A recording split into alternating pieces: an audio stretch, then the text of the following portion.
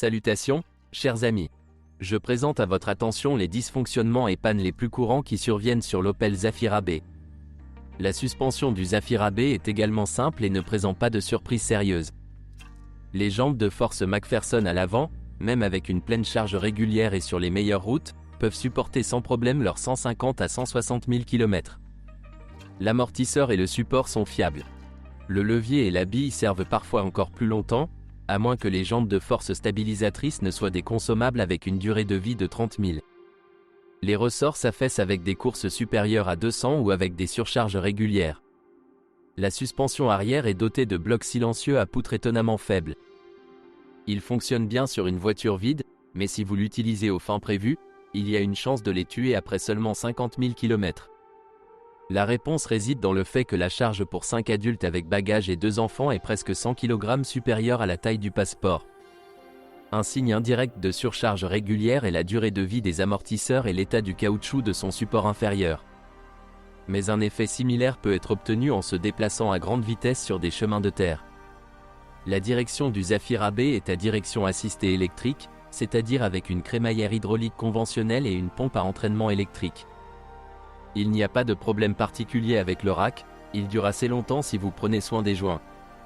Sauf que la durée de vie des tiges et des embouts sur une machine lourde pourrait être plus longue, elles sont généralement remplacées tous les 50 000, mais cela dépend beaucoup du propriétaire. Mais la pompe de direction assistée souffre grandement à la fois du manque de refroidissement normal et des rares vidanges d'huile. Théoriquement, il n'est pas remplaçable, mais il est coûteux de le changer tous les 30 à 40 000 km, d'autant plus que l'opération est peu coûteuse. Avec de l'huile usée, non seulement la mécanique de la pompe s'use, mais le moteur électrique en souffre également, puis les clés de l'unité de commande peuvent griller. Si vous conduisez longtemps avec une pompe de direction assistée en panne sans changer l'huile, le liquide surchauffé avec des copeaux métalliques achèvera le joint de la crémaillère.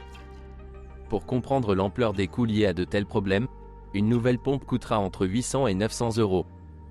Selon la grande majorité des propriétaires, le principal problème de cette génération de Zafira est qu'elle ne dispose pas d'une transmission automatique à part entière pour le moteur 1.8 le plus populaire de 140 chevaux.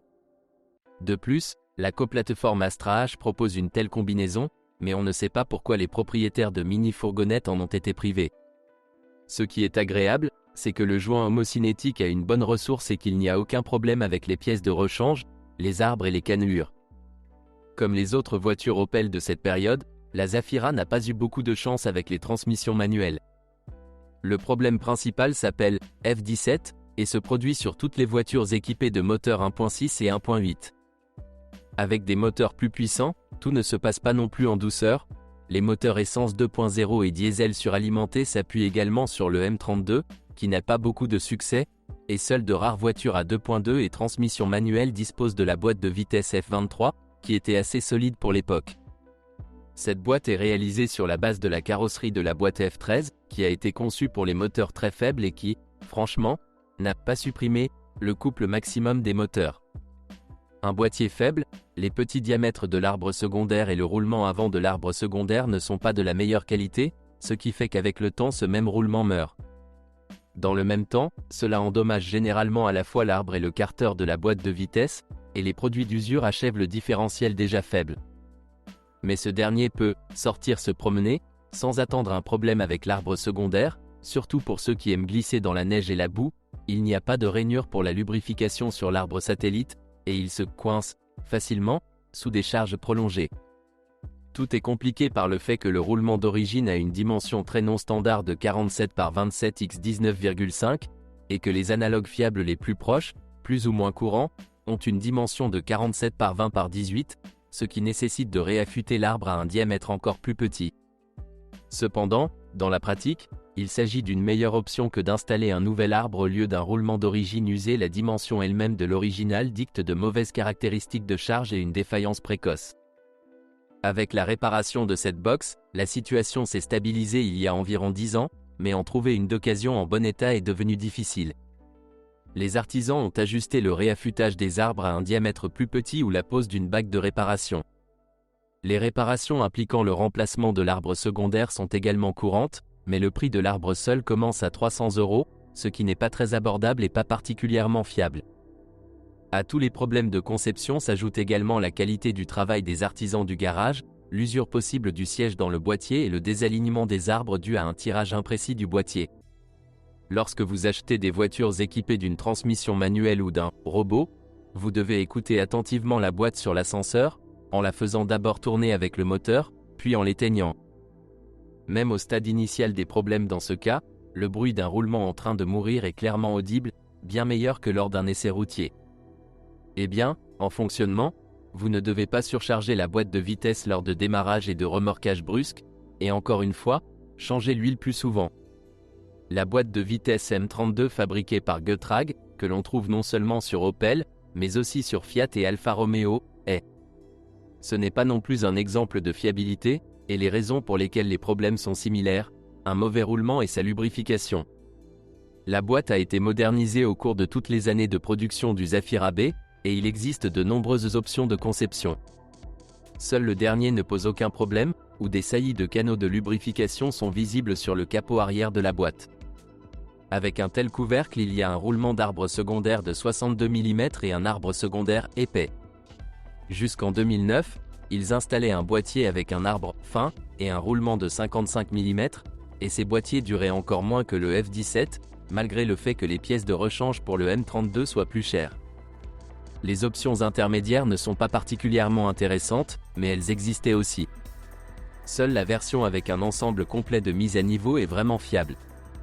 Mais si vous décidez toujours de prendre une voiture avec une version antérieure, là encore, vous n'avez pas besoin de surcharger la voiture et de remplir 2 fois plus d'huile que requis selon le manuel et afin de contrarier complètement ceux qui espéraient trouver une bonne alternative au F17 dans le M32, pour toutes les modifications avec cette boîte de vitesse ont un volant bimasse, qui est cher et peu fiable. Mais il y a une bonne nouvelle, contrairement à la boîte de vitesse Junior, dans le cas du M32, il existe encore suffisamment d'options de démontage utilisées. Les transmissions manuelles fiables ne sont allées qu'au moteur essence 2.2, avec lui l'ancien puissant Getrag F23 est installé, et le moteur diesel le plus puissant de 1,9 litres, qui fonctionne avec la boîte de vitesse Opel de la série F40.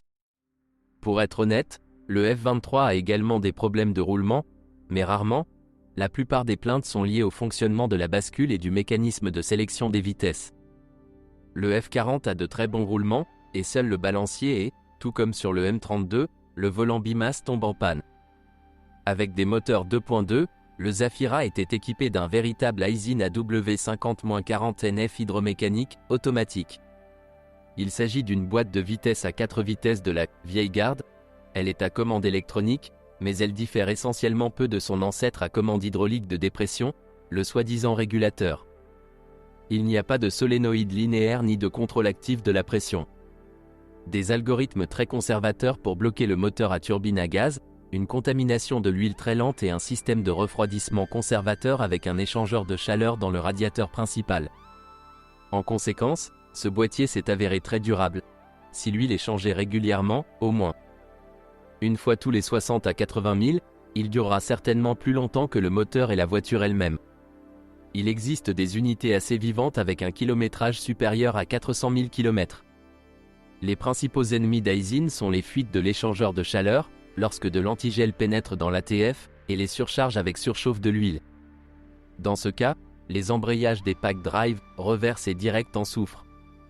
Le dernier package est également sérieusement endommagé si le point mort automatique est activé, activation du point mort lorsque la voiture est à l'arrêt, mais même les concessionnaires ont désactivé cette option, car des commutations marche-arrêt fréquentes entraînaient des problèmes avec la boîte de vitesse même pendant la période de garantie.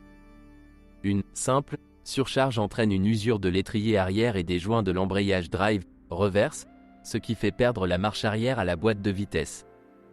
Il y a également eu des cas de fissures dans le boîtier et de fuite de pression dans le même tambour, mais le résultat est le même: manque de pression, perte de l'arrière, déchets dans la boîte et lumière capital K, remplacement du sac brûlé, filtre.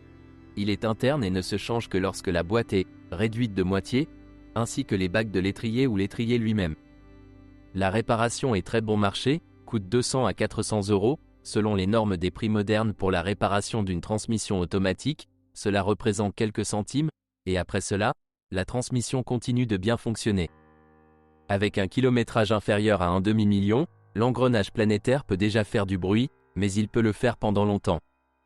En général, il s'agit d'une transmission automatique fiable et à toute épreuve, ce qui est rare de nos jours.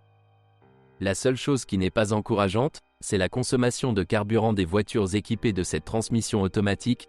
Sur autoroute, elle est tout à fait acceptable, environ 7 à 8 litres, mais en conditions urbaines, elle dépasse facilement les 16 litres au 100 sur les voitures équipées d'un 1,9 turbodiesel, 150 chevaux. Nous avons installé une Aisin TF80SC à 6 vitesses. Il s'agit d'une boîte de vitesse beaucoup plus moderne. Selon les normes modernes, il est assez fiable, mais le système de refroidissement avec échangeur de chaleur entraîne une surchauffe avec le temps, et la boîte de vitesse est également très sensible à la propreté de l'huile.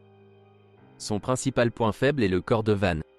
L'huile est contaminée en raison du fonctionnement intensif du système de blocage du moteur à turbine à gaz, notamment lorsqu'il fonctionne en mode coulissant, sous des charges élevées. Un autre problème spécifique du caisson est l'usure des joints toriques du tambour C1. Arbre, à travers lequel l'huile est fournie à plusieurs composants à la fois. La surchauffe achève les pistons en caoutchouc dans la boîte, accélère l'usure des joints toriques et, par conséquent, les fuites de pression dans le corps de la vanne s'ajoutent aux fuites de pression dans la partie mécanique, ce qui entraîne une brûlure des embrayages et des réparations coûteuses déjà à un kilométrage légèrement supérieur à 200.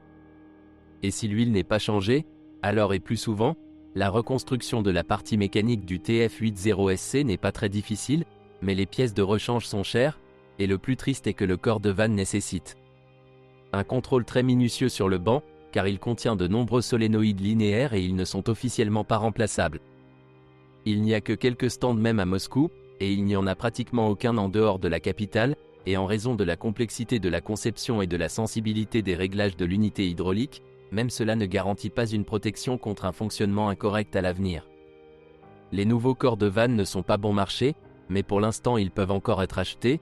Heureusement JLR propose des corps de vanne relativement bon marché pour le LR Freelander 2, la seule différence réside dans le mode de fonctionnement de l'un des solénoïdes, sinon ils sont équivalents, et la conversion est simple. Mais tous les problèmes des transmissions automatiques classiques sont des bagatelles en comparaison avec EasyTronic. Un simple robot basé sur la boîte de vitesse manuelle F17 est devenu le principal type de transmission automatisée de l'Opel Zafira B. Le principal problème n'est même pas la fiabilité, mais la qualité de fonctionnement de l'unité. Compte tenu de l'absence de système anti-recul dans l'ABS et de freins à main électriques, conduire une telle voiture dans des zones vallonnées se transforme en torture pour le conducteur et l'embrayage.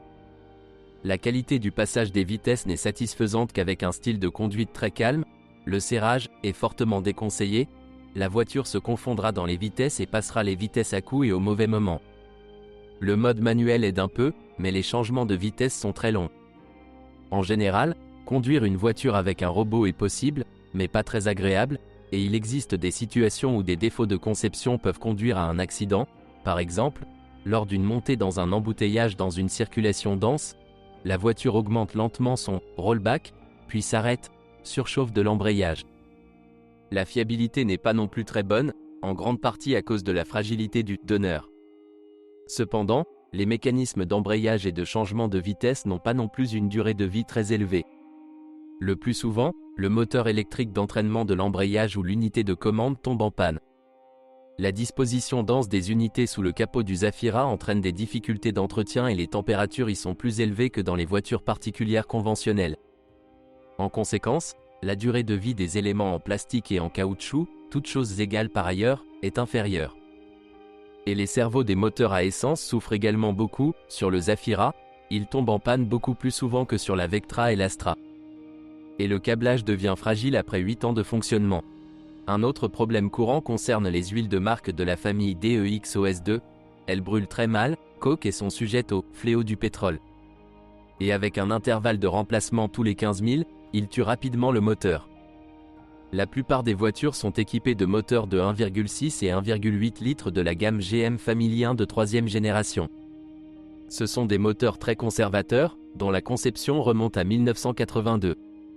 Bloc en fonte, culasse 16 soupapes en aluminium, entraînement par courroie de distribution, il y a un régulateur de phase, ou deux, mais pas de compensateurs hydrauliques, une pompe classique, un thermostat piloté, et il y a un échangeur thermique aux huiles. Malgré la simplicité de sa conception, elle présente néanmoins des inconvénients. Les plaintes concernent principalement la température de fonctionnement élevée de ces moteurs et la faible durée de vie des joints du thermostat et, ce qui est plus désagréable, l'échangeur thermique aux huiles mentionné. Ce dernier est situé sous le collecteur d'échappement et, en plus du chauffage interne, est également chauffé à l'extérieur. Les joints ne tiennent pas, ceux d'origine fuient entre la 3e et la 5e année de fonctionnement et ceux qui ne sont pas d'origine sont généralement remplacés une fois par an. Dans de telles conditions, seuls les joints en caoutchouc fluoré ou en PTFE peuvent fonctionner, et les qualités ordinaires de caoutchouc MBS se dissolvent littéralement avec l'huile à des températures de 100 degrés ou plus. En conséquence, certains propriétaires soudent simplement l'échangeur de chaleur. Heureusement, il sert principalement à chauffer l'huile et non à la refroidir, et grâce à une intervention aussi radicale, l'huile ne surchauffe pas dans les modes de fonctionnement normaux. Les dysfonctionnements dans le fonctionnement des régulateurs de phase dus à la contamination des filets des vannes et à l'usure des vannes elles-mêmes, puis des régulateurs de phase, sont également fréquents, mais l'expérience a maintenant été acquise dans le diagnostic et la réparation de ces problèmes. Et avec un fonctionnement typique avec de l'huile de marque et avec des intervalles de vidange d'huile tous les 15 000, après 120 à 150 000 km, tous les moteurs de cette gamme commencent à consommer de l'huile en quantité toujours croissante. Ce qui entraîne souvent des révisions à des kilomètres de 200 à 250 000. Rendre les moteurs de cette série beaucoup plus fiables est assez simple. Un thermostat froid à 86 à 92 degrés et un allumage précoce des ventilateurs, et il n'y aura pas de problème fréquent avec les élastiques, les fuites du système de refroidissement, l'échangeur de chaleur, et la dynamique va augmenter. Mais la plupart des voitures sont entretenues dans des services très bon marché, il n'y est pas question de modification. Il y a plus de chances que le moteur soit achevé en installant une véritable chine et en étant sans bras. Lors de l'achat, il convient tout d'abord d'évaluer non même les points faibles des moteurs, mais la qualité du service dans son ensemble. 2.2Z22YH ce n'est pas le pire moteur, d'autant plus que récemment, le coût de son fonctionnement a diminué en raison de la baisse des prix des composants de distribution et des équipements de carburant. La carrosserie de la voiture est entièrement galvanisée. Comme d'habitude chez Opel, la galvanisation de la plupart des panneaux est unilatérale, mais sa couche est assez épaisse. Certes, contrairement aux panneaux français, on utilise ici du métal galvanisé double face pour les panneaux d'aile avant, afin qu'ils ne rouillent pas plus à l'intérieur qu'à l'extérieur. Le principal problème est la tendance de la peinture à se décoller en raison de l'oxydation de la galvanisation sous la couche de peinture. La couche, cependant, est assez épaisse et il n'y a presque pas d'antigravier, de sorte que le Zafira B moyenne est nettement meilleur que l'Octavia A5, toutes choses étant égales par ailleurs. Mais il y a beaucoup d'éclats, et ils doivent tous être retouchés. Les principaux endroits où la corrosion visible apparaît sur la carrosserie sont le bord avant du capot, le bord du toit, les zones de sablage sur les bas de caisse, les arches, les bas de porte, les zones de poignées de porte et les emplacements d'installation des moulures, ainsi que la partie inférieure de la porte arrière depuis le capot et en dessous. Rien d'inhabituel. La rouille superficielle remonte lentement jusqu'à ce qu'elle pénètre profondément dans le joint, et il existe de nombreux endroits de ce type. Au bord du toit, ce sont le joint avec le verre et les joints longitudinaux du toit lui-même. Sur le capot, c'est la jonction du cadre et du panneau. Eh bien, la couture de l'arche arrière de la carrosserie a été réalisée à la manière classique d'Opel, en roulant avec l'arche intérieure, et les concepteurs ont même laissé une étagère pour recueillir plus de saleté et d'humidité. Puisque nous avons abordé la question de l'humidité, rappelons-nous le joint rouillé de l'aile avant et du bas de caisse. Il y a une poche de saleté à l'intérieur, et le support d'aile sert de catalyseur à la corrosion, surtout s'il y a un garde-boue. De la même série se trouve un joint infructueux entre le casier de l'arc avant et l'aile, il collecte la saleté sur le bord, provoquant une corrosion accrue de l'arc et une corrosion le long du cadre de la porte près des moulures. L'optique est plutôt faible, les boîtiers de phare sont très usés et dans les voitures au xénon, les réflecteurs de phare grillent activement et les correcteurs et les capteurs de niveau de carrosserie tombent en panne. Les capuchons des gicleurs de lave-phare ne tiennent pas très bien. Ils peuvent s'envoler à grande vitesse. Le plus inquiétant est la panne des serrures des portes, les micro-interrupteurs et les moteurs eux-mêmes tombent en panne. C'est particulièrement désagréable lorsque la serrure du coffre ou le moteur d'essuie-glace de la porte arrière tombe en panne. Le trapèze des essuie-glaces avant tourne rarement au vinaigre, mais cela arrive aussi. Les mécanismes de pliage des rétroviseurs échouent en raison de l'acidification de la base en aluminium et des pannes de la boîte de vitesse. L'intérieur réussi du Zafira B est l'un de ses principaux atouts. Il a fière allure, malgré la simplicité et le faible coût des matériaux utilisés, et résiste bien. C'est dommage, les housses de siège en tissu se salissent très facilement, les inserts en simili-cuir s'usent beaucoup et le volant se décolle assez tôt, souvent après des centaines de courses la perte de texture et l'usure sont bien visibles. Les pannes restantes sont généralement mécaniques. Elles sont associées à une utilisation imprudente, à un mauvais arrimage des charges, etc. Des pannes d'écran et de tableaux de bord se produisent, mais elles sont rares dans cette génération, et sur les voitures après 2007, elles ne se produisent pratiquement jamais. Les principales plaintes concernent de petites choses comme les fixations peu réussies des visières, le jeu des poignées et le fonctionnement du panneau de climatisation. Ces poignées fonctionnent mal et parfois l'unité de contrôle tombe en panne. Tout cela peut être réparé, mais il est toujours possible que l'ensemble de l'unité doive être remplacé. Même dans des conditions climatiques, de nombreuses personnes remarquent le moteur du ventilateur bruyant et peu gourmand en ressources. Il tombe parfois en panne à des courses allant jusqu'à une centaine, et à des courses supérieures à 200, il a presque certainement déjà été changé ou réparé. Le climatiseur est assez solide, les problèmes incluent la corrosion des tuyaux et l'aigreur des fixations. Le compresseur, l'embrayage, le condenseur et l'évaporateur sont ici assez réussis, sauf que le câblage vers les capteurs de pression du climatiseur et vers l'embrayage d'activation pourrit au niveau des connecteurs, et le condenseur n'aime pas le sable, la saleté et les produits chimiques agressifs. Il perd facilement les nids d'abeilles en partie basse, et s'encrasse rapidement, nécessitant un lavage soigneux avant le début de la saison. Le système électrique de la voiture, comme déjà mentionné, est relativement avancé, avec des bus multiplex et une unité de contrôle intelligente du réseau embarqué. Sur les voitures produites avant 2009, le principal problème était la défaillance de l'unité SIM, responsable de l'interface conducteur et de l'affichage. Désormais, les blocs SIM ont appris à restaurer, modifier et flasher à partir de versions plus récentes. Mais soyez prudents, si l'appareil est un ancien modèle, il y a encore des chances que les clés se détachent, que la voiture ne démarre pas, que les lumières ne fonctionnent pas et que le tableau de bord fonctionne mal. Mais les pannes de câblage dans les ondulations des portes et dans le compartiment moteur se sont généralisées au fil du temps. De plus, avec l'augmentation du kilométrage, les problèmes avec les générateurs sont devenus plus fréquents. Leur roue libre n'est pas fiable et l'ensemble balai s'use souvent prématurément en raison de la saleté dans le compartiment moteur. Malheureusement, la possibilité d'une défaillance des unités de commande du moteur demeure. Jusqu'en 2007, il se trouvait sur le support de culasse, puis il était déplacé, réduisant ainsi la charge thermique et vibratoire. Mais il est quand même resté sous le capot, et l'effet température persiste. Ce sont toutes les informations sur les problèmes de l'Opel Zafira B. Si vous en savez plus ou n'êtes pas d'accord avec ce que vous avez entendu, je vous attends dans les commentaires.